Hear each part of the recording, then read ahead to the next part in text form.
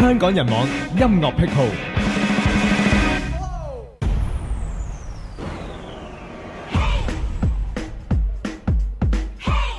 我哋係 S1，我哋會帶俾我哋嘅新歌 Catch Me Up。Hello， 我係 Naka。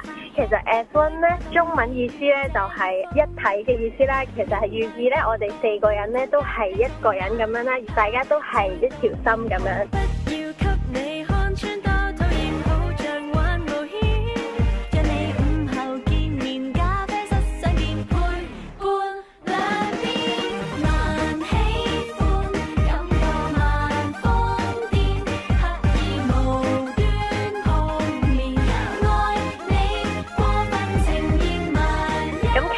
嘅由來咧，就係講現代嘅少女啦，對於愛情嘅一啲睇法啦，對於愛情充滿幻想嘅感覺嘅。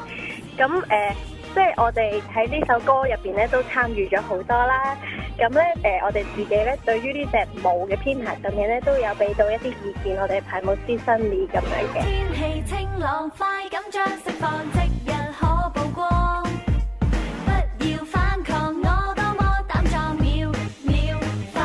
Hello， 我係千。咁咧，我最中意嘅一句就係好像玩冒險。其實特別在於就係佢啲動作好有標誌性啦，就好可愛嘅。同埋咧，每一個 artist 睇到之後咧，都會同我哋講翻 S1 好像玩冒險咁樣咧，就會做翻嗰個動作。所以我係最中意呢一 part 嘅。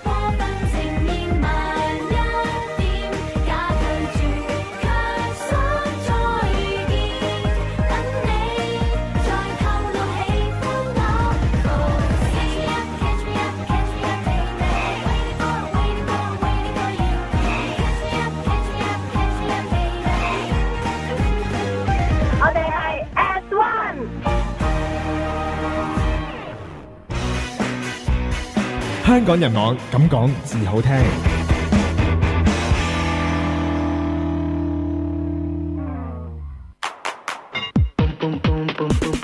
香港人網咁講至好聽。我係 JJ 賈曉晨。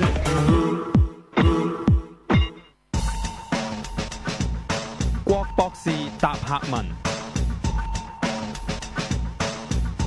各位網友大家好，阿大貓幫手今日。係啦，咁啊，今晚咧就又開始我哋嘅酒色財氣。咁啊，上一次咧，阿郭博士咧就同我哋講咧，就話帶支竹筆嚟俾各位觀眾睇啦。咁啊，今晚就帶咗過嚟啦。咁啊，麻煩阿郭博士你介紹一下呢啲竹筆有啲咩嘢特別之處咧？特別咧就係上次講咗啦，就係一支竹成支，大家睇到原封不動一氣呵成做出嚟嘅嘛。咁呢支筆咧，我係加持過修持咗嘅，但而家咧就未用過。但我哋都浸咗墨咧，就方便佢保存。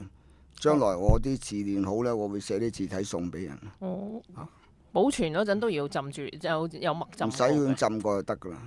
浸過得。咁需唔需要嗱？咁需唔需要我哋翻嚟嗰陣，需唔需要做啲特別嘅儀式啊，或者係祝福過咧？咁如果但係到再正式用嗰陣就都要嘅，都要有一定嘅。即係你要知道，你要俾為咩事開呢啲筆嚟用咧？對方，即係你要俾個對方係幫佢乜嘢？要因對方幫佢啲乜嘢？因為世間人佢嗰個願求都唔同噶。咁啊，講開就係好似今晚嘅主題，但比較難嘅。第一，你個對手係咪嗰啲忠臣之後啦？係咪孝子啊？咁你點解要幫佢咧？要選擇人嘅。就算我哋古代你好多嘢，我哋都五不靈噶。譬如就算我有醫術有咩成，我可以特登唔靈噶嘛。特登唔靈，五不靈嘅其中一種，特登唔靈。因為你靈危險噶嘛。譬如話你每逢你知個未來，你次次靈咧，你有生命危險。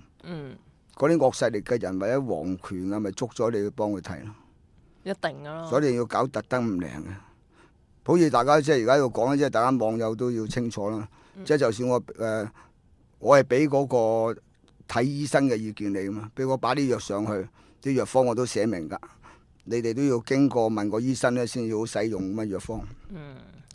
同埋我唔係親手出手醫嚟㗎，我只不過話將我哋嘅經驗喺香港而家有嘅醫生，邊啲人可以對症醫到你，同佢配搭。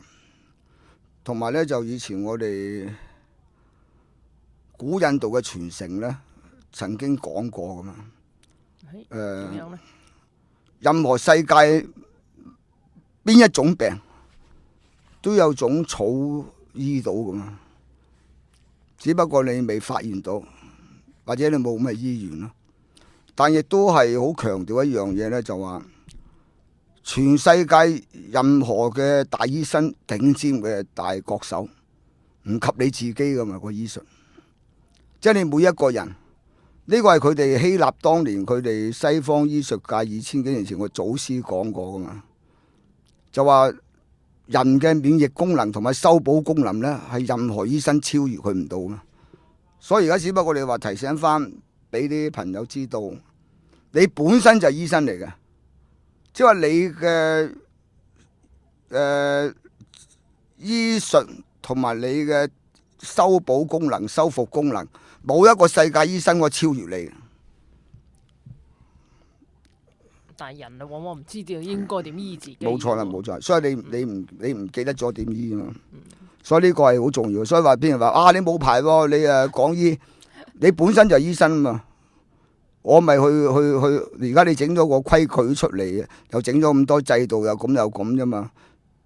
咁佢自己醫自己，使咩攞牌啊？咁佢將啲經驗話翻俾你聽啫嘛。因為你個人嘅係最厲害嘅醫生嚟噶嘛。佢自己恢復翻晒。嗱，咁啊，啱啱有個網友啊，順便問一問啦，佢又對竹筆好有興趣喎，就問點解佢啲竹筆會個價值咁高咧？佢成好有心機先做到，因為你成100幾支竹先做到一支筆，同埋啲竹要揀㗎嘛，唔係支竹做得㗎，有啲係脆啦，有啲佢嗰個成長嘅過程咧。嗰個形態又唔適宜做啦，再加上做嘅師傅，你做嘅師傅，你半路中途出錯咧，你又會嘥。亦都冇乜幾多師傅識得做。日本仔都學咗我哋一啲部分拎過去教嘅，係啊，但都唔係咁完整嘅。我話咁開始今晚個主題喎，就係醫心喎。醫心咧就唔係話講醫生嘅心，大家又唔好誤解。最難講嘅講醫心。咁啊講之前咧。因為心啊無相啊，你唔好站亂嗰個病前，因為講呢啲心法咧比較深奧。喺我哋嘅古代經典叫萬法唯心，世界任何嘅山河大地咧都係唯心所現嘅。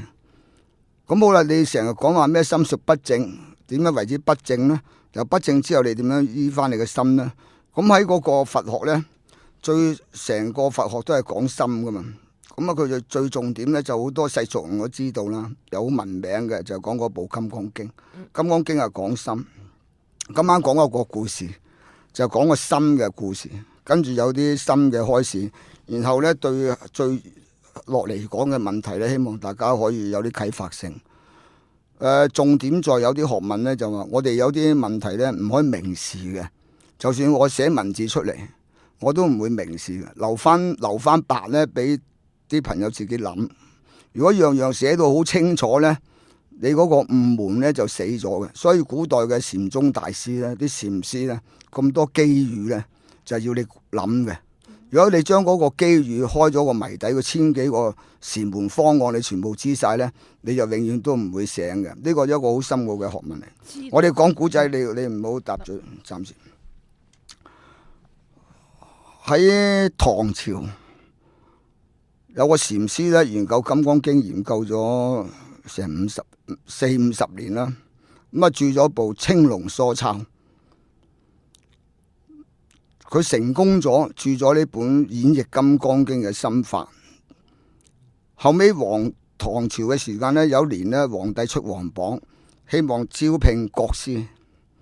因為你做到國師咧就好犀利噶嘛，即係差唔多喺你嗰個門派度咧就好有江湖地位，亦都係自己嘅成就，有人證明咗你。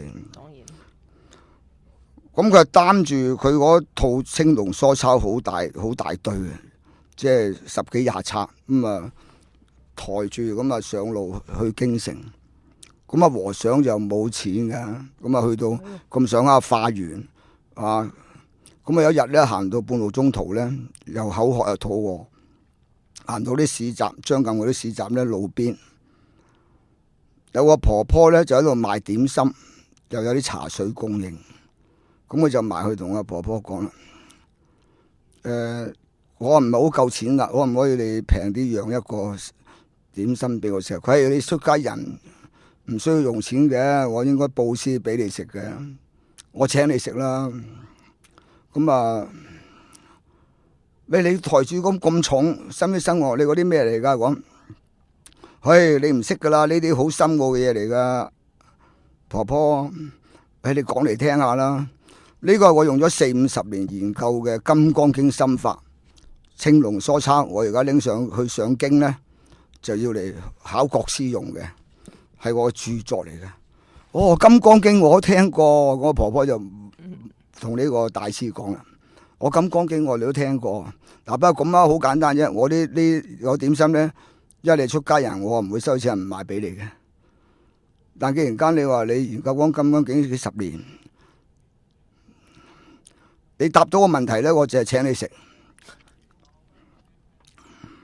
我話嘿，佢你問啦，任你問啦，《金剛經》嘅嘢。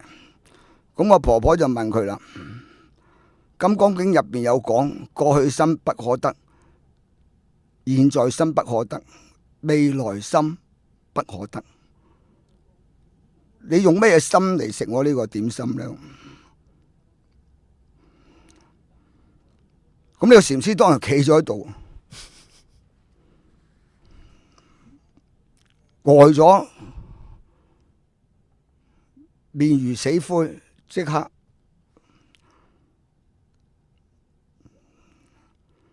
個人因為幾十年嘅功力咧，突然間一句就散咗。當堂佢咧翳住之後咧就暈咗，暈咗到佢醒翻之後咧，嗰個婆婆唔見咗啦，但係附近嘅景物咧都好似唔同。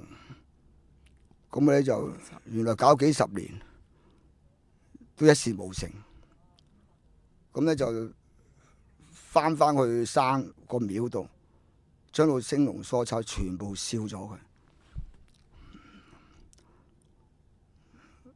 呢個就係我哋喺嗰個佛門嗰個好聞名嘅公案嚟。你搞幾十年，你揾個咩心嚟食我個點心，咁啊收咗佢工。好啦，呢個係古代嘅嘢喎。講現今咧，我就用我個人少少代入嗰個主人啦，即係方便大家明白啦。喺30幾年前，我哋喺另外一個國家咧，有一個人咧就有一個大居士畫咗幅畫，好簡單嘅畫，但咧就名震朝野。因為佢個心法好犀利，嗰個意境，咁啊好多人去睇啦。佢拎咗出嚟展覽幾日，喺佢自己嘅大宅度拎咗出嚟，話俾人欣賞嘅。咁啊好多啲文人雅士啊，嗰啲達官貴人都嚟睇嗰幅畫。臨到嬲尾展覽最後一日，佢啱啱食完中午飯，咁啊想喺度小睡休息啦，都差唔多晏啲就收工噶啦嘛。幅畫除低收埋，門口嗌大交，即係佢嗰啲工人咧，話出嘈喺度，嘈喧巴閉喺門口唔俾人入，咁啊出去睇下問咩事啦。有個盲工同嗰啲工人嗌交，咁佢問工人咩事？佢老闆呢度有盲工嚟噶嘛？佢入嚟睇畫，咪即係攞嚟搞啊！污糟邋遢，係咪？咁啊嗌起交上嚟。咁但係呢個大居士咧，犀利啦！佢咪嚟睇畫，佢嚟聽畫，你俾佢入去啦。呢個盲工咧，係一個高人嚟嘅，佢係修禪嘅。好多網友都問：哇，郭先生又唔教禪坐啊，又唔教聖啊？咁呢個盲公修禪修到邊嘅境界咧？點樣咧？佢係修到蚊形風動、土下蟻行嘅境界。即係你隻蚊或者烏蠅拍隻翼，我感覺風嚟嘅時間咧，我知道啲風咧係由隻蚊或者個烏蠅拍對翼而引起嘅呢種風，兩種風都唔同嘅，好微細嘅風。即係話你個烏蠅拍起對翼，有陣風嚟，同或者一隻蚊拍起對翼而嚟嘅風咧，佢都分辨到嘅。所以蚊形風動。土下蟻行就犀利啦，即係我坐喺度或者馬路度，我行過泥土度，我知道我腳底下嘅泥土下邊有啲乜嘢蟻行過，厲唔厲害啊？呢個盲公去到呢個境界，因為盲人修禪一定比人叻啦。就算你盲人聽音樂啊，佢個聽覺特別靈嘅，所以佢個聽覺咧係可以去到呢層境界。我坐喺度泥土下邊有乜嘢蟲蟻行過，我係知嘅。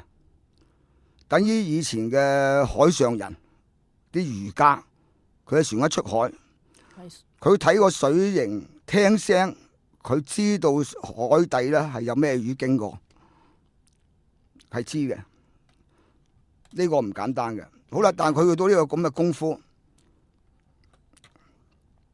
但係以前有啲朋友話：哇，你成日都唔教坐禪，因為我自己都冇功夫啊，大佬，我點可以講禪咧？點樣教人哋打坐咧？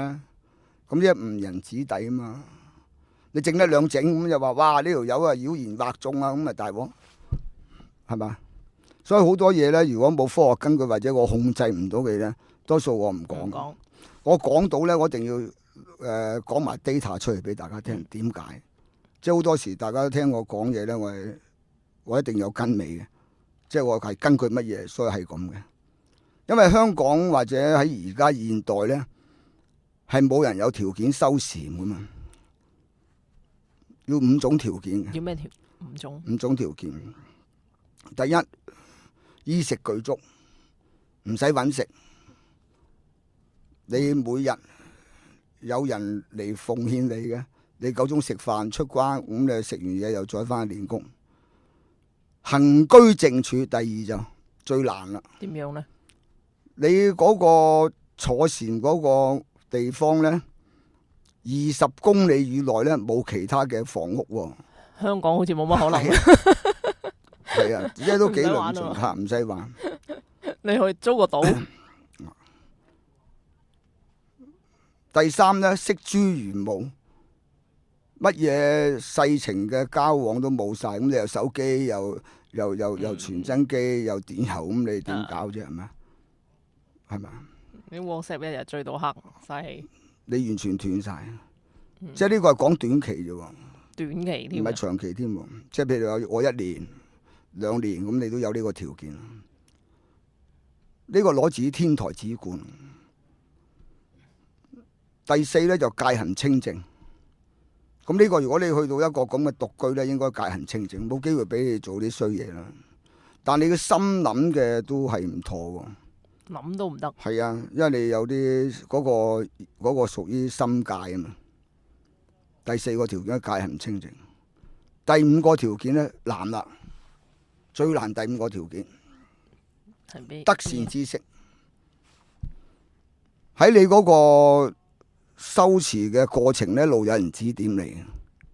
哦，呢個最難，最難。其他都可以用世間嘅金錢啊，或者用能力咧解決到。係咯。但第5個咧最難，得善知識。你有冇咁嘅緣？係啊，最難嘅最難。所以咧，佢當年咧，我哋到而家咧，我哋第一我都冇功夫啦，我哋都撞彩噶嘛。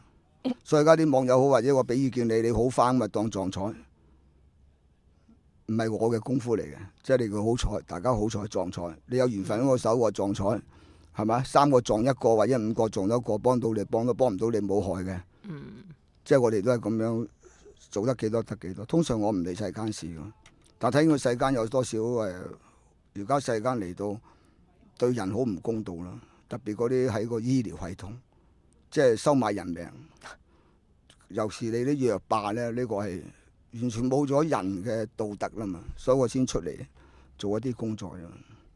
我所以講翻呢個盲公咧，佢可以去到蚊蠅風動、土下蟻行咁嘅境界，真係高手啊！但呢個大居士梗係有功夫啦，高手過招。佢話：啊，佢嚟聽話嘅，請我入嚟啦。佢一坐低，俾杯茶斟茶，斟茶個盲公拎起杯茶一放低咧，睇到啦。佢個拎隻杯上嚟再擺落去，個茶杯嘅水咧係唔喐嘅。哇！只要遇到高手啦，咁佢個盲公仲串喎。佢雖然我聽話啫，但我都想了解個畫意，你可唔可以俾我揾隻手摸下幅畫啊？咁呢個主人啊，好啦，你埋摸下幅畫啦。佢買摸完之後，喂，大居士，你仲有個名利心好重，畫畫嗰陣時都希望攞到江湖地位嘅心，乜用呢個主人？佢跟過你個畫嗰個行氣，佢感覺到，即係你畫畫嗰時嗰個筆法一落，啊，佢隻手一掂咗咧，呢個盲公感覺到。佢話唔緊要啦，世俗人都應該正常嘅，有嗰個名利嘅心。我想聽話啫，你就知道我嚟聽話，咁你解下個畫意俾我聽咯。咁大居士咪解咗佢幅畫嘅畫意俾佢。搞咗一輪，成個幾兩個鐘頭，咁啊送客啦，差唔多太陽落咗山，個路黑黑地，5分鐘，佢係送客。咁啲盲公咧都好有禮貌嘅。今日難得，我哋喺市場上聽見大居士個聲望好好嘅，今日百聞不如一見。大居士慈心作畫，僅此拜領。即係話你都好難得，明知我係盲嘅，你都有咁嘅慈悲心去解幅畫俾我聽，咁有耐性。佢真係冇嬲噶嘛？呢個主人係好有耐心嚟解幅畫俾呢個盲公聽。佢又意會到，即係都係而家呢個世代喺呢個時代，與你咁嘅身家，與你咁嘅江湖地位，都仲可以紆尊漢貴嚟為我解幅畫俾我聽，我衣衫襤褸大居士都係名實相符，咁啊讚佢啦，讚佢係送客。送客咧，咁就個盲公出咗門口冇幾耐，咁大居士身邊有個學生，哇！老師呢個犀利喎，真係可以咁厲害嘅，可以喺手一摸都知道你。佢未得嘅，嗰啲功夫話翻個盲公話未得嘅。學生即係有冇搞錯啊？人哋可以聽話又得，摸畫又得。咁你阿 Sir 你又話人哋唔得，佢未有耐得嘅。佢點樣唔得啊？佢好簡單啫，你攞個燈籠俾佢就知噶啦。咁啊叫個學生拎個燈籠俾佢，你拎出去追住呢個盲公，你話我俾佢嘅。咁學生咪點個燈籠拎出去，喂呢位聲你唔好走啊！我老細話送個燈籠俾你啊！呢個盲公即刻發火，你攞經正燈贈興，即刻咧就發火啦！即係佢嘅修為咧睇到，喂，你明知我盲噶嘛？你老闆特登攞燈籠出嚟啫，整蠱我啫，咁喺度嘈喧巴閉，喺度發爛渣。即係有啲人睇人啲嘢唔明啊，唔識聽人啲嘢啊，咁啊發爛渣啦，又唔肯虛心啊，咁啊抄啲字嚟講啊，抄啲無厘頭尾啊唔講啊，講中間啊，攞人一兩句嘢喺度講啊，喺度估啊，即係呢啲咁嘅類似啲咁嘅人，即係佢當然冇盲公咁叻添啦，而家世俗嗰啲人發爛渣，哇！你整蠱我啫，你明知我盲噶嘛？我正話仲尊敬你，以為你好有修為好有道德你攞我景，攞景振興明知我盲嘅，你拎個燈籠嚟俾我乜嘈咁啊！大居士行出去，我咪俾你照路，我係俾你行呢條路嘅人睇到你喺度，唔好撞到你。嗰盲公當堂即刻頭耷耷，原來自己嘅功夫唔夠。個燈籠係保護你，令有人迎頭嚟到離遠睇到有個人喺度嘛，見到有個燈籠，你係當我俾你照路，整蠱你，即係你自己本身你個盲公，雖然你有咩修為，但係你個心術唔正，人哋嘅好意咧，你係當人哋衰嘅。即係等於而家香港人鬧你班冚家產共產黨，鬧你班左棍，鬧你班土共，日日上街示威，咁啊你共產黨心術唔正啊嘛。喂，就算佢挑戰你一黨專政，對個國家都係好喎。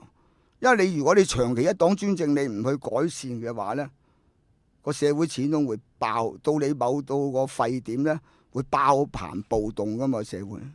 所以你搞錯晒嘛，乜好人當賊辦咯？你睇下今日葉國謙個冚家產講嘢，你大翻睇下電視，係嘛？呢咪死左仔，係咪啊？藐嘴藐舌噶嘛呢條友，又動議乜動議物，係咪？成個呢啲咁嘅黑社會師爺打手咁嘛個樣，你睇葉國謙，睇到，即係佢直情個相咧係嗰啲木蟻溝木虱溝白蟻變形噶嘛。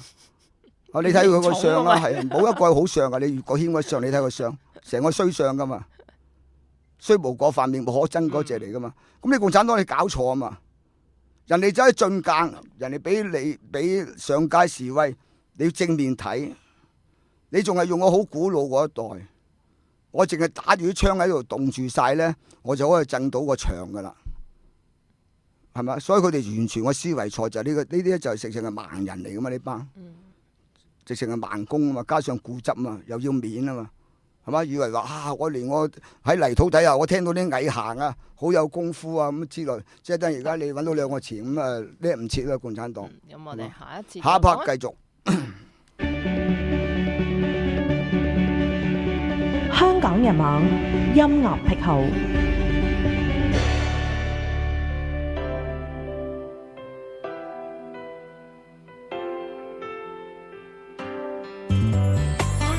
大家好，我係馬基啊！今日想同大家介紹嘅歌曲就係我自己嘅派台作品《諾貝爾愛情獎》。想每夜陪你看天象，滿天星牽唱，想每日能夠給呵護，愛你是理想。成個故事就係話一個女仔啦，起初佢遇到佢嘅另一半嘅時候呢，如獲至寶啦，即係好似得咗個獎咁樣嘅。咁但係呢，經過時間嘅洗禮呢，你都知道啦嚇，有時男人呢係比較花心嘅。咁呢個男仔呢，佢就變咗心啦。咁最後呢，佢都決定放手嘅。開始彷彿得了獎，願意一世去分享。終止不堪這創傷，看着你呼吸都缺氧。Oh baby, I'll let you go， 認清楚這真相，努力過，接受過，然後決定退讓，以自由替代領獎，無需勉強。漂亮到邊哭邊拍掌，第三者都敬仰，受重傷在最後建立這偉大形象。我不當女友，也可當自由。喺成個過程之中咧，我接觸得最多就當然係監製啦。佢真係會教我有啲感情嘅位咧，佢會叫我你幻想啊，哇前面有啲乜嘢發生得好靚㗎，或者哇你好憎嗰個人啊，你想佢死啊嗰啲咁樣。所以錄完嗰個零鐘頭之後咧，其實係好攰啊。Oh baby, I will let you go， 付出不必分享，只諾貝爾學會留大愛在世上，放下情感極勇敢，贏得敬仰。之前大家認識我咧，應該都係因為我係一個 DJ 啦。咁而家咧，終於可以實現自己嘅夢想咧，多一個身份俾自己就係歌手啦。咁我好希望可以喺下年年尾嘅時候咧，出到一隻即係完全屬於自己 EP。香港人網音樂癖好，我係馬基。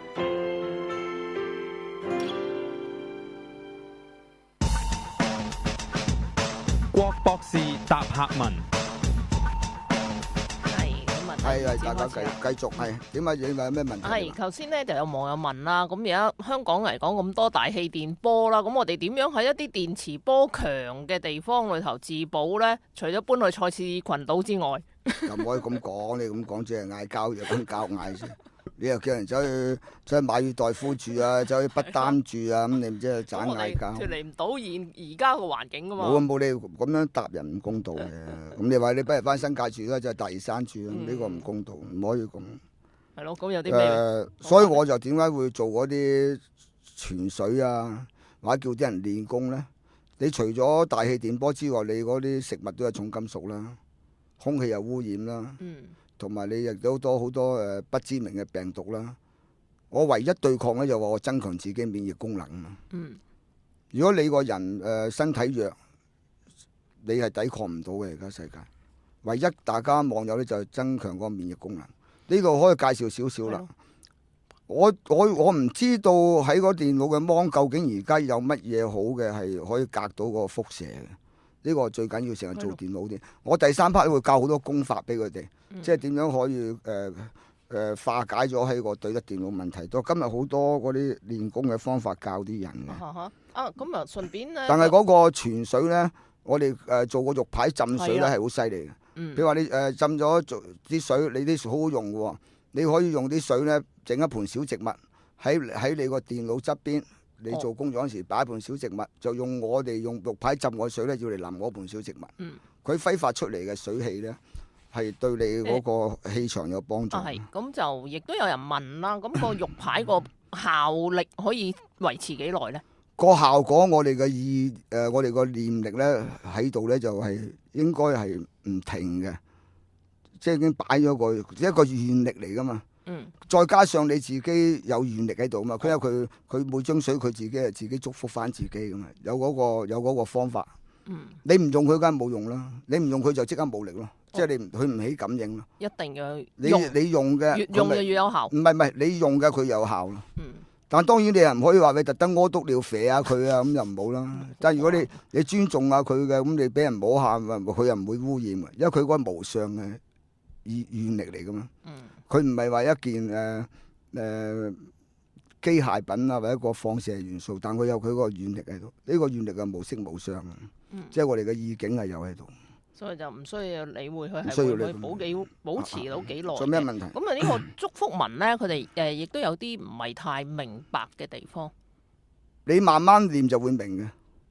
如果你即刻想明嘅咧，就我要寫一篇好似嗰啲幼稚園嘅文章。論文。嗱，洗手。拍腳嗰啲咁咧就搞笑啊嘛，因為喺啲學問咧有啲要你諗出嚟嘅。嗱，最簡單講樣嘢，有啲人喺個網上佢有講噶，哇，科學興家迷信偉業係人都明噶，即係話嗱，你做人做事，你用個科學態度咧，你就會富貴；你搞迷信咧就會撲街，係粗俗啲解法啦。但佢啲人解到亂晒龍噶嘛，咁我幫你唔到嘅。咁如果你話哇，我啲字唔明，咁你咪話科學就可以會興家，迷信就會偉業。咁你可以自己咁樣念㗎，冇人理你噶嘛，幫你唔到嘛，因為你嘅程度係去到嗰度啊嘛。即係我哋啲唔會話就你噶嘛。如果你講第二啲仲深奧啦，即上離上，五蘊皆空，你更加難明。我哋都唔寫到嗰啲嘢啦。咩叫即上離上咧？你解俾我聽。冇錯。即係程度低啊嘛啲人，但我哋都係唔理佢。理佢係嘥氣噶嘛。就等佢自己一路念住。咁啊，仲有啲嘢好邪嘅喎。如果佢嗰啲人心術唔正咧。佢會聽到係妖氣喎，因為佢個人個邪心啊聽邪語噶嘛，即係個人個心術唔正，佢聽到人講正確嘢咧，佢都當係衰嘢噶嘛，即係等於話小朋友唔知叫咩叫粗口噶嘛，因為你識粗口咧，你先聽人講粗口啊嘛。佢話郭先生妖言惑眾，就佢唔家產妖人有妖術，所以佢聽咩都係妖言噶嘛，所以呢啲你又唔使理佢嘛，呢啲垃圾嚟啫嘛。好啦，嗱，我講少少嘢嚇，因為今日講個醫心咧，就個心點樣醫咧？粗略講啦，因為講長咧就起碼講2年都講唔晒。仲有好多問題未？唔係講2年問題慢慢先，有2年都講唔晒。如果講心，我哋講4個清淨嘅心先。邊4個？第一就係我哋先第一要有一個心咧，就係願望嘅菩提心。即係有一個願望清淨嘅願望清淨嘅菩提心就話，我每逢一個願望咧冇私人嘅要求喺度嘅，我咪話我做一樣嘢起一個願，我又令到我自己有咩益處，呢個就唔係願菩提心嚟嘅。呢個咧可以普通人咧可以做嘅第一個層次，即係我好一個好嘅願望，但無所求嘅。你只要得閒諗咧，開始我願我有多啲能力去幫助需要嘅人，就冇回報嘅，冇名與利相關，乜都冇嘅。呢個咧就係第一個起呢個啲心，成日都堅持念念之間有呢個心。幾時俾能力我幫到人就好難。呢個叫願菩提心。但係再進一步咧，咁你都係得個講字啫，得個意境上有啫，就行菩提心啦。行菩提心咧，我哋個中佛文擺咗個前雙喺度咧，嗰個行菩提心嚟嘅。所以我叫啲人有緣分嘅，你每日擺1毫子都得噶，你都係行動嚟噶嘛，即係你持續不斷嘅。到你有能力，你咪做多啲，唔一定擺前雙噶。你可以自己捐錢去第啲慈善機構啊，去幫人哋啊，行到路啊，見到一個蕉皮擺地下，你踢開佢啊，咁你救咗人命噶。嗰塊蕉皮唔會跣到人啊嘛，係你唔知添喎，你救咗人。呢個行動嘅，純粹行動嘅，你不停咁樣去行動，無論大小你都要做呢個行菩提心。我哋做緊嘅而家，呢個就係我哋而家嘅修持咧，做緊個行菩提心，一路去做行動，唔理你大小嘅事咧，落到自己有緣分手咧，我哋做就係第二層次啫。我都係第三個層次咧，就比較難啦。嗰個叫做住菩提心，住菩提心比較難嘅，因為佢係任何衝擊你唔會退嘅呢個心。因為周時你會做好事，俾人毀謗你又有，俾人誤解你又有。有啲人會做好事咧，自己坐監都有。你好似劉曉波啲咪咯，係嘛？咁我相信佢動機正確都死噶嘛。係啊。但佢就算，所以佢正式一個修為嘅人，我覺得去到咁嘅境界咧，佢都唔會嬲嘅。佢應該係停留，一路停喺度嘅，即係唔會退嘅。呢個住菩提心係持續性嘅。呢個比較難嘅，唔容易咁唔容易，因為我哋世俗人咧，譬如話我哋見到我屋企人跌低咧，我會扶佢。當然咯。呢個扶佢咧，唔係菩提心嚟嘅喎，呢個係有感情喺度嘅喎。佢唔係慈悲心嚟嘅喎，佢唔係慈心嚟，佢係愛心嚟啫喎。但呢個愛心一定有感情嘅。我愛我嘅國家，我愛我嘅朋友，我愛我嘅屋企人。係嘛？我愛我嘅教友，其他冚家鏟打得好啦。邊度有真係菩提心咧？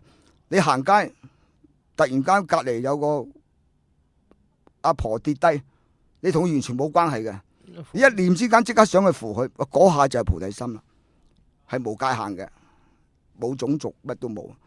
你純粹一個見到人跌低咧，你嗰個慈心出嚟咧，你要幫佢一把扶佢。咁講阿婆跌低咧，就係涉及到你真係冇晒任何利益價值噶嘛。但係而家壞就壞咗，我哋中國咧，連到有人跌低咧，呢個菩提心佢燒咗你啊嘛。共產黨嘅文化，一個文化大革命。如果唔係就唔會出現。將人性嗰種咁嘅善嘅意境咧，佢都毀滅咗你啊嘛。所以呢個你中國政府要改革噶嘛，要抌咗呢個共產黨嘅思想啊嘛。佢冇人性啊嘛，佢連人類本身有嘅菩提心、生命有嘅，佢都枯萎咗你啊嘛。見死不救啊！係咪？所以呢個第三重係難嘅。去到住菩提心唔退咧，係不容易嘅。任何順逆環境，你做嘢咧，你都係冇關愛噶啦已經。咁你都唔會擔心冇資源。第四度咧就更加難啦。嗰個叫做究竟菩提心。比較難，究竟菩提心係成就大成就嘅法嚟，即係人哋真係攞隻眼嚟做藥引，你都可以拎俾佢，可以去到咁究竟嘅，但一般人做唔到啊！呢啲係好厲害先去到究竟菩提心嗰個正道嘅，嗰個正道嘅，所以嗰個正道嘅，等於而家。喺嗰個我哋要醫翻嗰個社會人嘅心咧，而家啲醫生梗係冇心啦，做嗰啲醫霸更加冇心添啦。佢個心喺邊度啫？佢冇心都冇所謂喎，佢都係斬件呃人啫喎。大家佢哋衰到呢要串謀啊嘛。咁你串謀啲化驗所，串謀啲藥廠，啊，等於咧同埋佢串謀用啲儀器呃你啊嘛。佢完全都話整個儀器又經過乜嘢制度監察咧？呢個儀器有效嘅，咁你總之嗱俾個儀器你睇啦，你過唔到關喎，咁啊當你有事咯。佢呢種儀器咧，等於我哋以前嗰啲搞神搞鬼嘅人。問你少啲常識啦，鐘，有冇聽過鬼敲門啊？聽就聽過啦，睇戲都有噶嘛。唔係咯，成日都有噶啦。點樣會整到有鬼敲門出嚟？你知唔知啊？人去整。係啊，整出嚟係啊，好簡單，揾個人喺外頭敲咪得。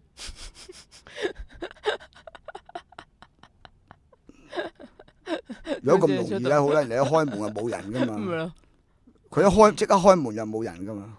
你一翻去冇幾日坐低咧，佢道門有人敲啊。你知唔知點樣整出嚟？嗰鬼敲門，嗰啲咁嘅神棍咧都好。以前逢係啲老千神棍咧係好聰明噶嘛。逢係做老千嘅人啊，做神棍咧，佢就一定聰明嘅。嗱，最簡單啦，即係話佢整完有神有鬼，跟住佢嗱我起壇作法，就指揮天兵天將落嚟咧捉鬼。即係你仲惡過神喎，你指揮啲神去捉鬼啊嘛，大佬係咪啊？其實就佢自己指揮啲神，係啦，佢指揮啲神啊嘛，佢整完呢個鬼出嚟，佢就指揮啲神去捉鬼，咁你仲惡過神？神仙都俾你指揮得到噶嘛？正話講起鬼敲門咧，就介紹一啲通識啦。而家都做到嘅，但係香港係少蝙蝠，佢用蝙蝠嚟做鬼敲門嘅。佢嘅材料咧，做啲黃鱔嘅血。等佢撲埋嚟，搽喺嗰道門嗰度。譬如我想呢間屋企人有鬼敲門，我就靜雞雞揾人游啲黃鱔血咧喺你道門側邊。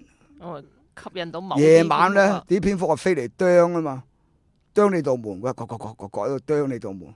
你一開門冇，一開門啲蝙蝠噗一聲話喺上面向上飛咗啦，飛得好快啊嘛，所以開門冇人㗎。我下手見到啲黑影仲驚添。呢個係鬼敲門嘅。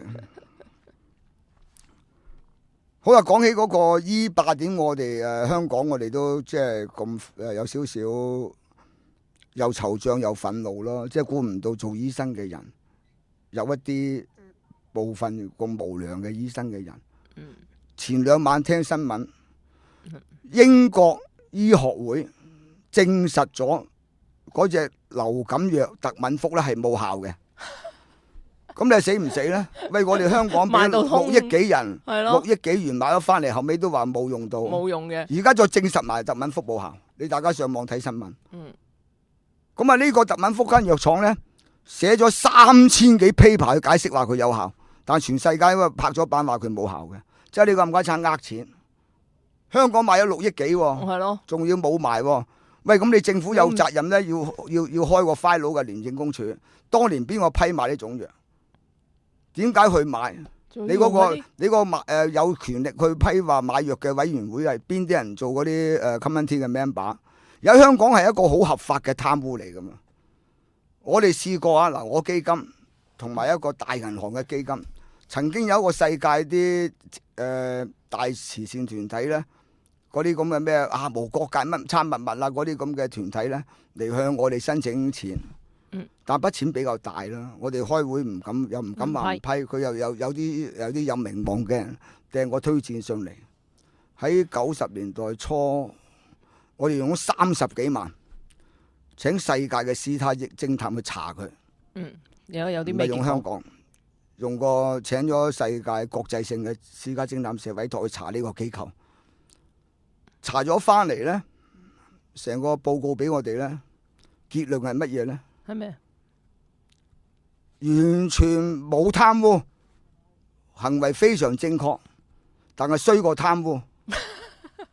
行為好正確，但係衰過貪污。因為佢哋每逢嗰啲人出去外訪旅程咧，係坐頭等機票，坐頭等飛機，住6星級酒店，周圍飛嚟飛去，好似貪曾蔭權嗰啲咁啊，出去外訪1年幾多次咁啊，個個住啲貴房一樣。你喺法律上告佢唔到噶嘛？冇錯。等而家你香港啊，有啲嗱，我哋嘅慈善基金咧，我自己做車人民啦，我2個基金成10幾20年、20幾年有啲係冇行政費支過噶嘛，每年。但你就算你香港有好多國際上嘅香港有好多基金啊，慈善基金咧，佢支幾千萬行政費噶嘛。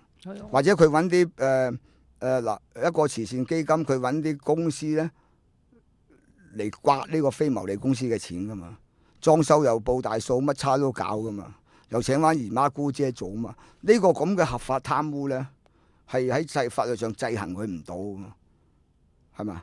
係啊。所以咧就係話咧係好坎坷嘛。而家你嗰啲買醫療器具啊、醫院用嘅藥啊，咁你嗰個監察係點咧？所以個英國人係好厲害噶嘛，佢擺低幾個計時炸彈，敗咗地雷。佢醫管局呢 part 咧，英國人臨走咧搞出嚟嘅，咁你咧就有地雷噶。但係咧，佢哋喺個醫學上咧，喺譬如世界嘅醫事咧，你哋有啲大家分享啊。當然個醫療制度最好英國啦，所以佢喺嗰個奧運度咧去表現自己，話我成日係引以為榮噶嘛。所有英國人睇醫生係唔使錢嘅，1毫錢唔使俾。但另外一個令我尊重咧，係蒙古國喎，係外蒙喎，全世界冇嘅，亦都冇國家做得到嘅，係我哋外蒙做到嘅。無論你任何人嚟到我哋嘅國家有病要做手術入醫院，我當年咧就係住院都係圍到，我知道咧圍到唔使1蚊美金一日，唔使1蚊美金。包埋手術成日都係1蚊美金嘅啫，住埋院。哇！因為佢同我講過，因為你嚟得我國家，你就係我朋友，你唔可以我嘅朋友嘅收費咧係貴過我嘅國民嘅。佢哋用呢個理念嘅，所以蒙古人當年有雄霸天下都有嗰個氣概喺度。就而家咁窮啦，就算你蒙古共和國，即係蒙古國外蒙，但佢都保持呢個咁嘅作風，即係你嚟到我呢度，你係我朋友。但係你香港都唔得噶嘛？美國仲撲街。如果你係遊客喺美國病，你死緊冇醫疏。香港死噶，香港3000幾蚊咁嘅人住院。係啊。所以全世界咧係蒙古有呢樣嘢。好啦，但其他醫院咧，泰國醫院都好過香港嘅。所以好多人去泰國咧係睇醫生啊、住院啊、休息嘅。喺亞洲咧做得最好咧就台灣㗎，喺個醫療制度。你去台灣嗰啲醫院睇下，你唔似醫院㗎，係好靚嘅大酒店咁。辦得非常好嘅，咁你香港政府有咩國際大都會，你收工啦，係咪先？你請嗰個高永文，呢個唔係衰人，呢個咧就衰唔晒，但無能噶嘛，係咪？佢有咩膽識啫？有咩視野啫？係咪先？所以呢個咧就係話，個醫療制度真係一定要改革嘅。有咩問題？今晚都會講呢啲練功嘅問題啦。咁就有啲網友就問啦。練呢個拍腳功嗰陣咧，應該擘大眼就黑埋眼嘅咧。點解佢練嘅時候咧，總係好容易瞓着覺？瞓着覺咪瞓咯，冇所謂㗎。哦，照瞓。係啊，你可以唔瞓嘅，你咪唔瞓咯。就冇問題。冇問題，你呢啲我教啲人工咧，練錯都冇問題。咁係擘大眼就黑埋眼。你中意擘大，開眼咪開眼咯。但如果你定咗數嘅，你咪擘大眼咯。你話我拍1000下，你拍唔過1000下，你拍100下嚟嘅事啦。修行講自己嘅啫。冇得強迫嘅，你嘅緣分咁多，有咩問題？咁就有另外一啲網友就問啦，18大對18大有啲以後嘅事有咩睇法咧？呢方面冇咩特別意見，因為中國咧佢哋有佢哋嘅好困難嘅，但佢哋講嘢咧係冇技巧嘅，即係舉一個例啦，即係我又唔係踩胡錦濤，但呢個都唔係佢話佢自己想講嘅，因為中國咧就好少人自己有主意講嘅，呢啲係定咗調出嚟拎份嘢，有啲咩強調嘅嘢，佢國家嘅嘢我唔講啦，佢講香港嘅，講香港咧就話要提防有啲人外國勢力搞獨立，咪係都唔講出嚟噶嘛，如果冇先奇喎，嗱我哋絕對相信咧，佢食奇嗰啲小朋友咧就冇人諗話香港搞獨立嘅，即係出氣嘅啫。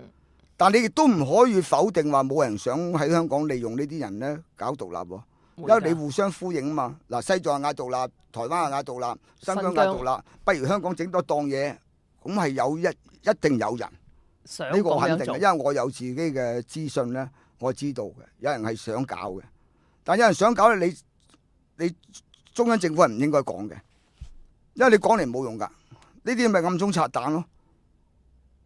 所以佢哋喺嗰個政治嘅處理咧技巧係唔夠嘅，呱呱嘈係咪？你冇先出奇噶嘛，世界點會冇啫？梗有人搞嘢噶啦！你香港自由社會，城市都自由，你中國入邊境內都有人想搞新疆獨立啦。係啊，你西藏你喺境內都有人搞嘢啦，有啲人都搞廣東獨立啦。所以你咧佢哋搞錯噶，佢哋個政治技巧冇嘅，大鑼大鼓，哇！我哋防止惡勢力啦，你講呢啲嘢做咩啫？你唔講都有噶啦，點會冇啫？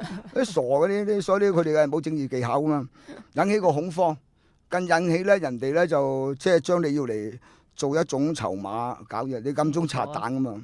另外佢講話俾希望香港人咧就分享佢哋中國嗰個尊嚴同埋嗰個乜嘢啊？分享唔到喎。點分享？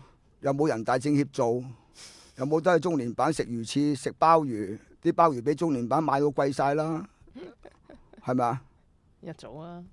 所以佢哋咧係全班都係坐喺嗰個房仔度做工作啫嘛，靠下邊啲讒臣俾報告佢噶嘛，佢係唔了解民情噶嘛，亦都冇政治技巧嘛，淨係我最緊揦住啲槍喺手，呢個我命根嚟嘅，揸住啲槍咁啊掂噶啦，咁啊再喺香港整多個演習添，呢啲冚唪唥搞錯晒，好乞人憎嘅樣。你仲有咩問題啊？咁啊講開呢個嘈嘅問題啦，咁而家啲年輕人咧就會喺網上面同上街有一種謾罵嘅謾罵文化咁Doctor 有啲咩睇法咧？同埋而家啲人都比年輕人嘅出路比較差一啲，點樣去促成你提升自己？咁啊最好笑啊！我有個細侄個仔好過癮嘅，我話你今日邊度？佢話我走去上街搞嗰個保釣咁，我原來保釣係冇錢嘅，上街示威冇錢嘅保釣。咁啊搞保龍尾灘，龍尾灘有少少着數啦。哦，有咩着數？有嘢食，有着數。執餐。我搞人保龍尾灘好過癮喎，佢係保護嗰啲海馬小型動物嘅，好緊張嘅，所以好有慈悲心嘅香港人。你拎個世界燈咧，哇！香港人真係慈悲心咯，連我啲咁嘅小動物都保唔到。跟住又嗌啦，第二日咧佢又去咯喎，去第二度。咁啊爭取嗰個咩長山津有示威，長者生果金。即係話咧，你人都未搞掂咧，都保唔住。佢真係保嗰堆嘢噶嘛。因為你如果你發展嘅地方正常發展，你就增加多就業機會噶嘛。但佢哋咧就喺網上嘈咧，佢哋個招牌好靚嘅，言論自由、新聞自由、資訊自由，非常正確。我都冇反對㗎，你亂咁鬧得。但唯一一樣嘢係小心乜嘢咧？如果佢用嗰啲好惡毒嘅詞句或者成咧，佢個負面嘅資訊反射翻嚟㗎嘛，對自己冇着數，即係個心靈嗰個會受傷。佢留低咗個心意識咧，有個因果力啊！你日日鬧人，咁你全個人生都負面㗎嘛？跟住個網度鬥講粗口鬥成，所以個心有病啦。係啦，咁你變咗你一生人咧，你日日都喺一個咁嘅負面嘅意念之中咧，你係冇正面嘅能量咧，你個運程係會好曳噶。呢個係我私人意見啦，可以大家我言論自由，你咪繼續鬧咯，唔關我哋事㗎。你鬧人哋都聽你唔到嘅，係咪啊？冇人理你㗎嘛。而家你政府又俾人鬧，佢睬你都傻係咪？唔係咯。第二個問題，咁梁振英個前途會點樣喎？哇！佢論盡啲啦，因為咧佢而家咧我哋好公道講啦，梁先生希望做到一啲工作，呢個事實。如果一個人都唔會話抌低啲嘢出嚟做公職啦，你睇而家一個人都借晒啦，但佢前嘅人留低咁多手尾，佢又唔識拆彈啦。佢又要出嚟講話呢啲係前邊人留低嘅，呢啲係廢話啦。呢啲唔應該係咪？我使唔使擺堆金喺度等你哋執啊？你使唔使做阿雍正皇帝搞靚晒？你使做乾隆啊？你有冇福氣啊？係嘛？好啦，呢啲都冇所謂。佢最慘而家咧，佢哋大家都唔清楚喎。而家香港做緊套戲好好睇嘅喎，我喺度睇戲啫嘛，關我叉事咩？即係咪大口氣啦？完全唔關我郭先生事噶嘛。我隨時可以變身，可以攞個外交護照，我再搞多當領事館都得㗎。咁多個國家揾緊我都唔做啫嘛，費嘥時間。一變身我又有外交保護令啊！但佢哋咧就傻傻地嘅，佢哋唔知道而家人哋做緊套戲啊嘛，你共產黨喺度做緊呢個製片公司啊嘛。你記唔記得以前有個廣告咧，好過癮喎？邵氏出品唔係邵氏製作必屬佳品啊嘛，記唔記得啊？即係邵氏電影公司賣嘅，係咪？好似係邵氏製作必屬佳品噶嘛。係啊。而家咧就改一個字，改咗前面嗰句，叫中年版製必屬佳品嘅。佢哋製作啲嘢。好啦，咁呢個劇本邊個編咧？就英國人編嘅。編嗰度乜嘢嘢咧？去到梁振英呢度咧，第3出啦，就叫做早年有套電影，印度電影啦，叫作死不離三兄弟啊嘛。作業啊！印度電影而家咧叫作業不離三兄弟啊嘛。一個陳茅波打茅波診，一個唔得掂，一個林奮強，咁咪三兄弟咯。咁你呢套嘢喺度影緊嘅，咁你成套導演咧就係英國人編劇，你中年版製作，咁你梁振英真係導演，咁咪整晒成集茄啡嚟做緊呢套咁嘅作業不離三兄弟，即係冤業個業啊！佢自己又有造業，咁啊香港人啊俾你哋累死，咁呢個而家導演緊呢套嘢嘅，咁你睇佢點樣清場？咁啊下一 part 繼續，下一 part 有電話打電話入嚟。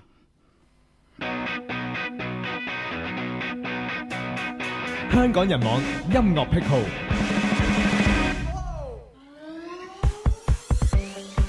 Hello， 大家好，我係 Suki 石永利，今日咧就為大家介紹我嘅新歌《巴比雪》。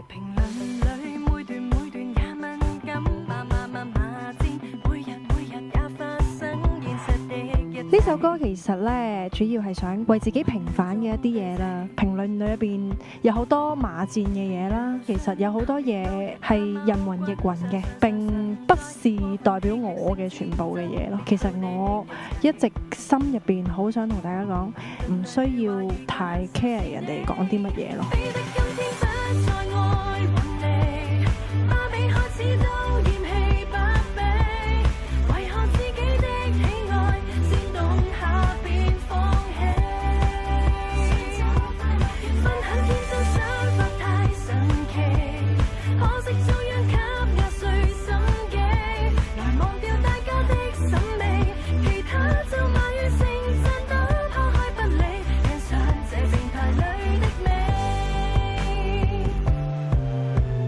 呢首歌嘅作曲同埋監製呢，就係阿徐浩同埋阿 Wendy。其實認識佢哋都係做新人嘅時間啦。歌詞阿細蘇填得真係好貼切啊，好符合我，好中意啊！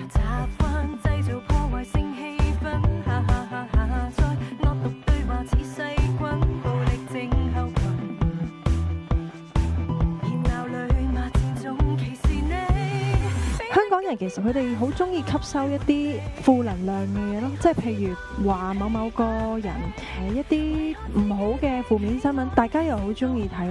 如果套落我身上講，我呢，其實我係有好多負面嘅報導咧，我自己啦就係好唔認同嘅。但係好可惜，即係傳媒係即係全部都係講啲好負面嘅嘢咁樣。咁所以呢首歌呢，正正呢，就俾我係一個好嘅機會去為自己平反啦。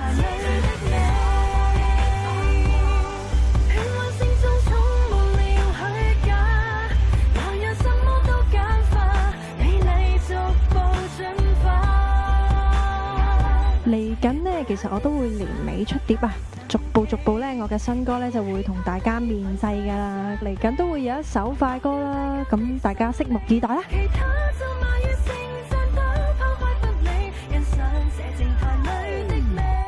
香港人網音樂癖好，我係 Suki 石永利。香港人網咁講至好聽。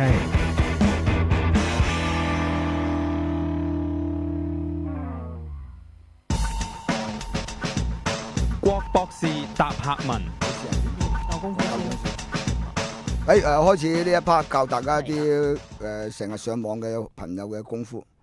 咁啊，頭先都有啲網友就問有咩功夫可以醫下胃痛啊？揾嗰啲合格嘅醫生咯，呢啲唔得。第一個咧就係掹手指、拉手指，每一隻手指拉3下，次序咧就24153，24153，每日拉3下，153下。就係24153，每隻手指拉幾下，3至5下都冇所謂嘅。得閒你做咁上下啦，咁你起身拉。好啦，起身嘅時間咧，譬如你40零分鐘1個鐘頭咧，我哋要叉電喎，因為你好攝神啊嘛個電腦。咁你就將個人咧就貼喺一幅牆，個頭咧要掂到牆，腳踭又掂到個牆，瞓喺度。深呼吸。吸咗氣入嚟咧，閉少少氣，呼出去咧就要腳趾尾咧，腳趾咧要收緊嘅，一路呼一路收啲腳趾。男人咧就提肛，一路收腳趾咧就一路提起個肛門。女人咧就提個陰道。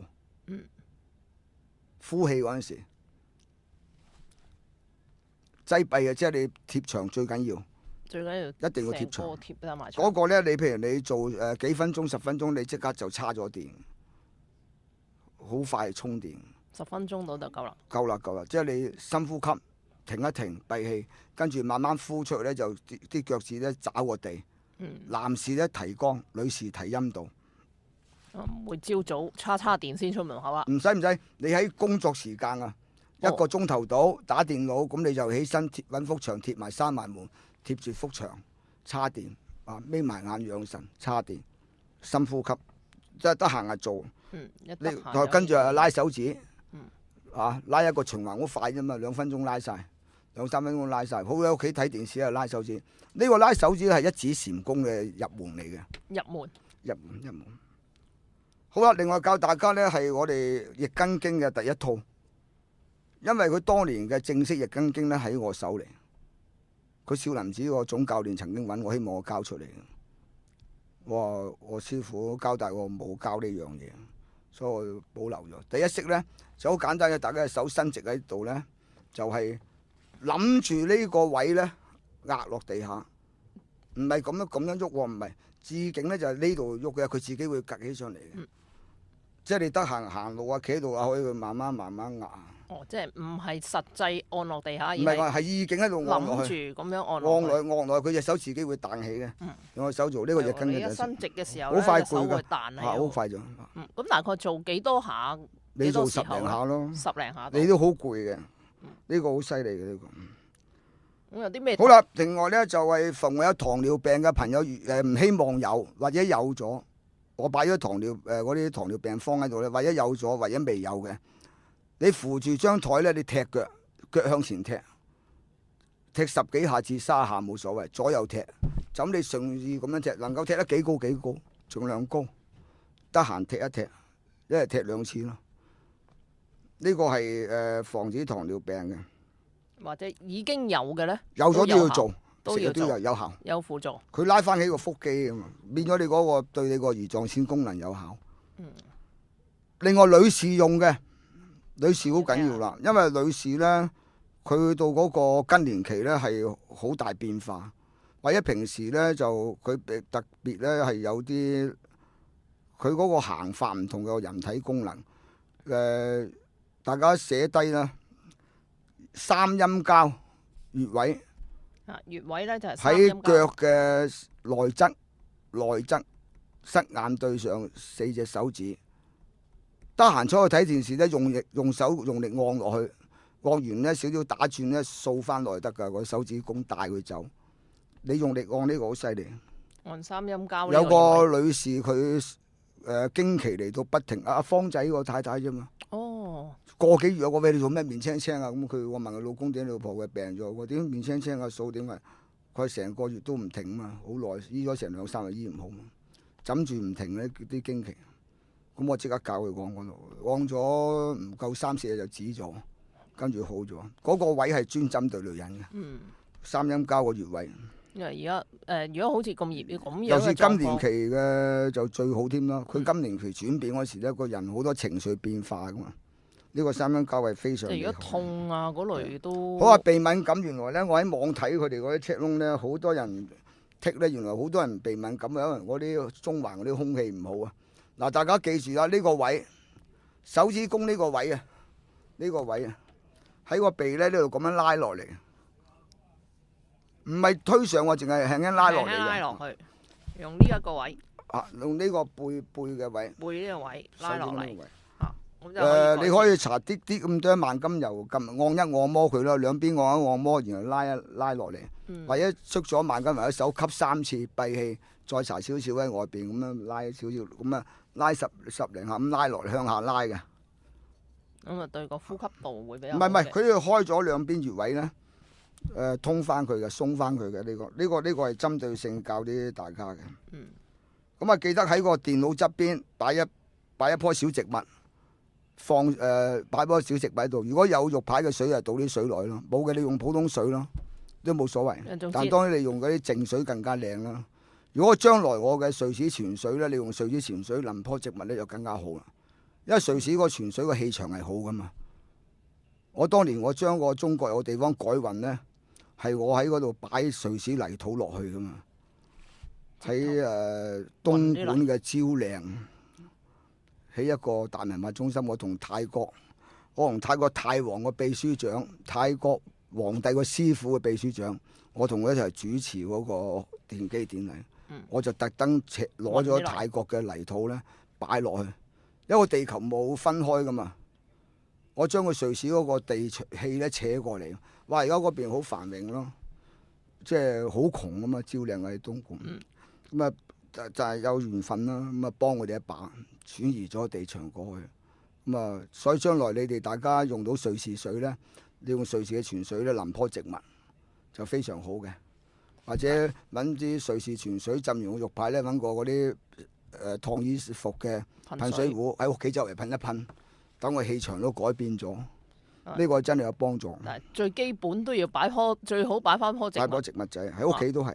咁咪會對佢嗰個。佢散發出嚟個氣場係好噶嘛，因為佢嗰個地球每一個地方都有佢嘅唔同嘅靈氣嘅。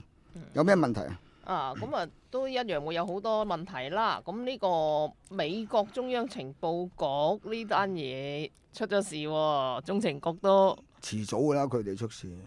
因為佢嗰檔嘢係惡霸嚟嘅，冇人管得到噶。而家佢呢班友做嘢過咗龍咧，就好似喐到有啲問題咧。佢哋又係好似香港呢班土共一樣喎，佢唔搞嘢咧會死喎。唔搞嘢冇經費㗎。我咪係。特別揾啲嘢搞㗎嘛佢哋。你諗下，你嗰個權傾朝野，當年嘅中情局胡佛嗰啲係惡過總統㗎嘛 ，CIA 惡過總統㗎嘛。係喎，係嘛？係啊。佢點會射你啫？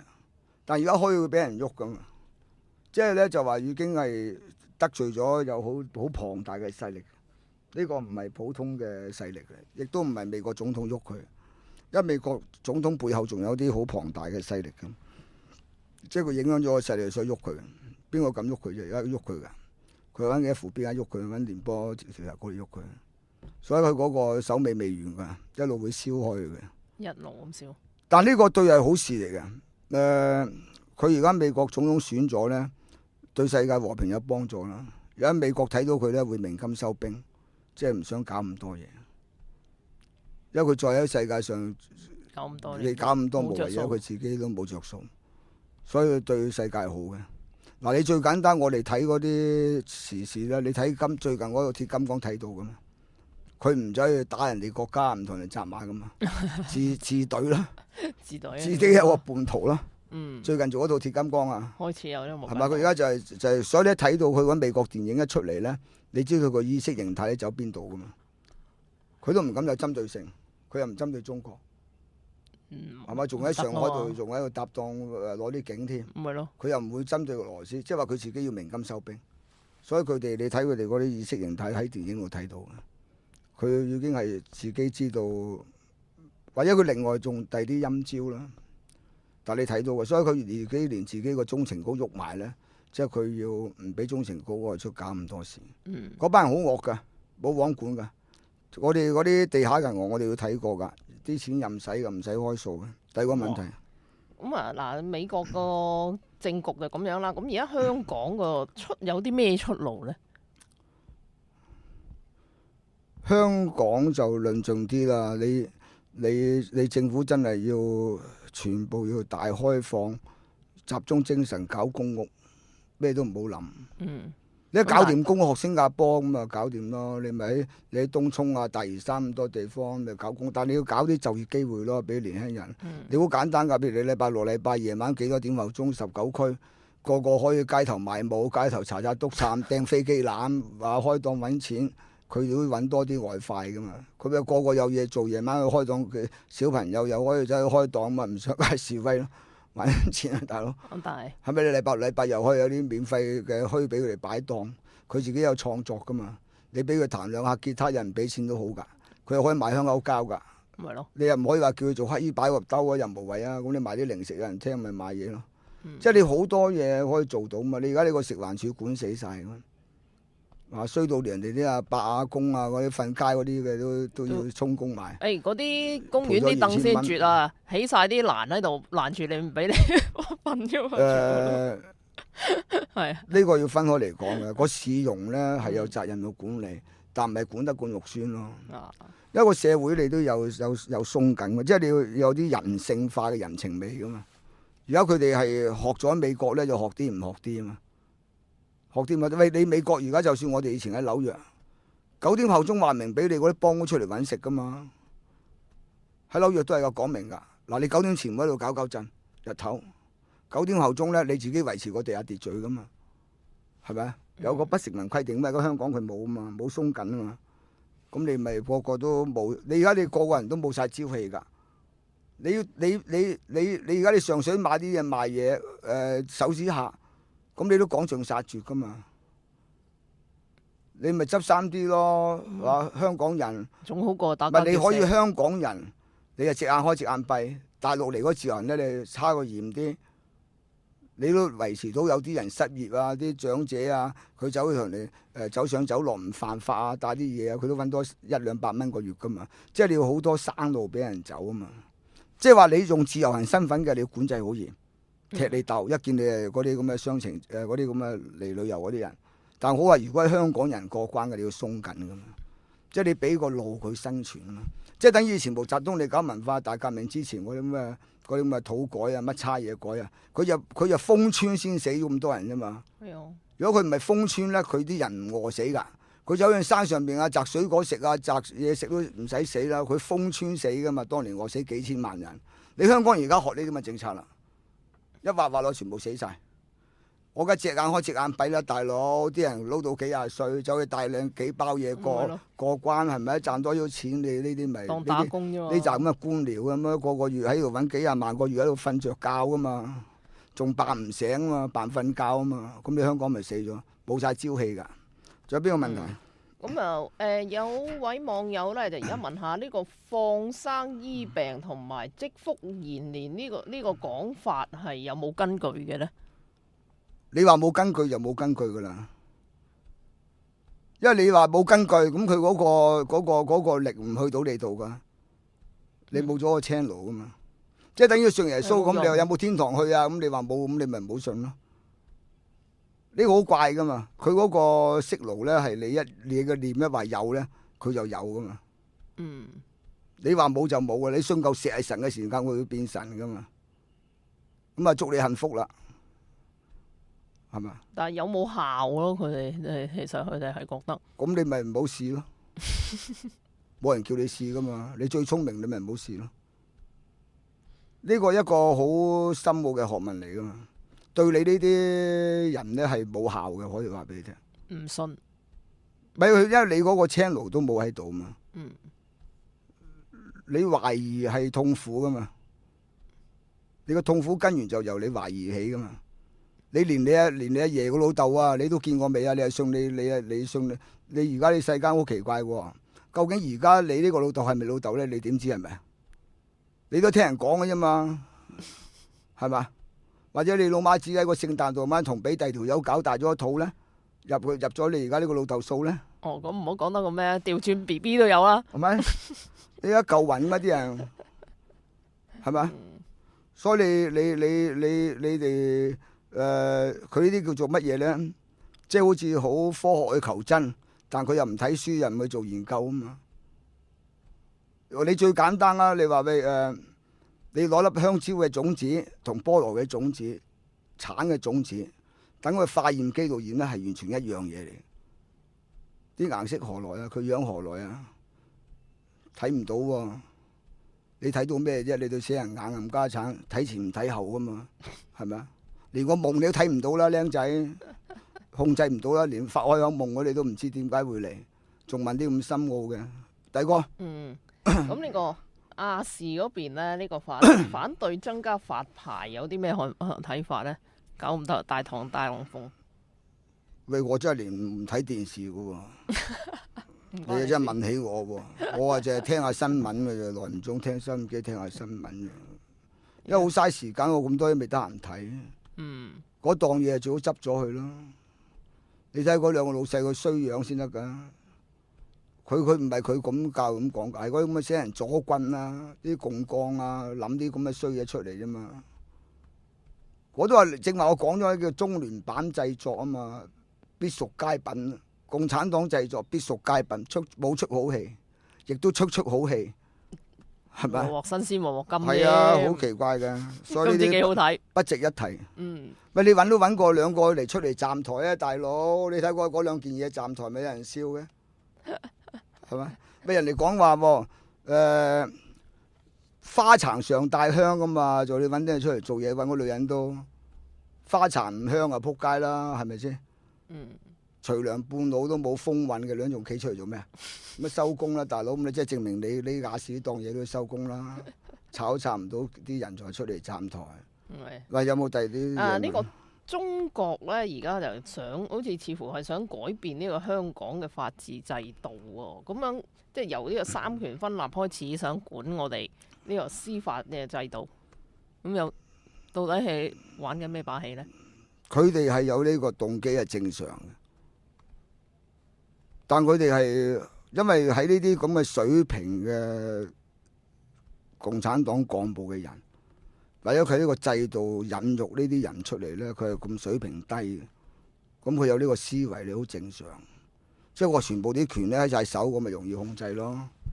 但佢唔係睇嗰個民族去睇啊嘛，佢係睇自己黨嘅利益，最主要都係方便我權術、我嘅權力嘅運作。